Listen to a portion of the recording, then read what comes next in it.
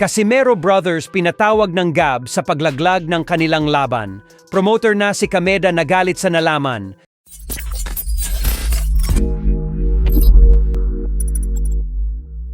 Muling nagsalita ang chairman ng Games and Amusements Board na si Antonio Francisco Rivera patungkol sa aligasyon ng game fixing sa naging laban ng ating pambato na si John Riel Casimero kontra kay Kyunosuke Kameda.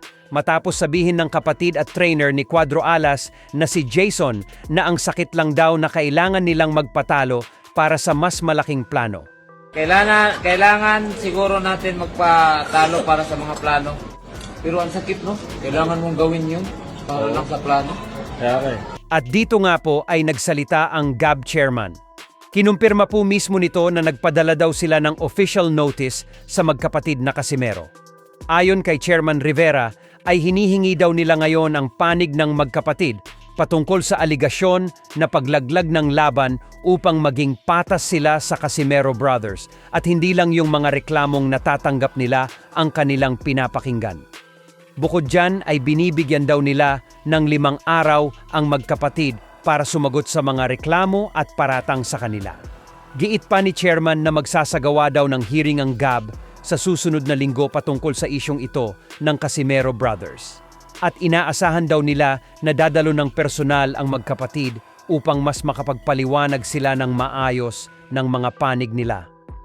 Dagdag pa ni Chairman Rivera na kung sakali man umanong mapatunayan na totoo ang aligasyon na game fixing, ay tatanggalan daw talaga nila ng lisensya si Casimero bilang professional boxer.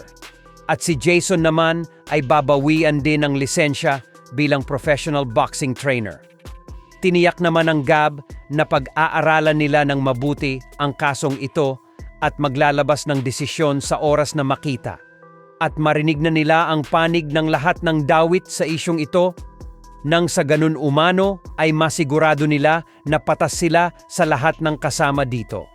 So matapos nga pong makalabas sa bansang Pilipinas ng game fixing issue patungkol sa naging laban ni Casimero nang dahil sa pagbalita ng international boxing media outlet na World Boxing News, nang sinabi ni Jason Casimero na kailangan daw magpatalo para sa mas malaking plano, ay agad na din nga po itong kumalat sa bansang Japan.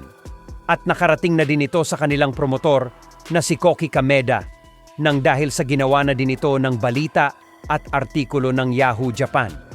At dahil diyan ay tila hindi napigilan ni Koki Kameda maglabas ng kanyang reaksyon matapos itong sabihin sa kanyang official Twitter X account na nagulat daw siya sa balitang bigay ang naging laban ni Casimero.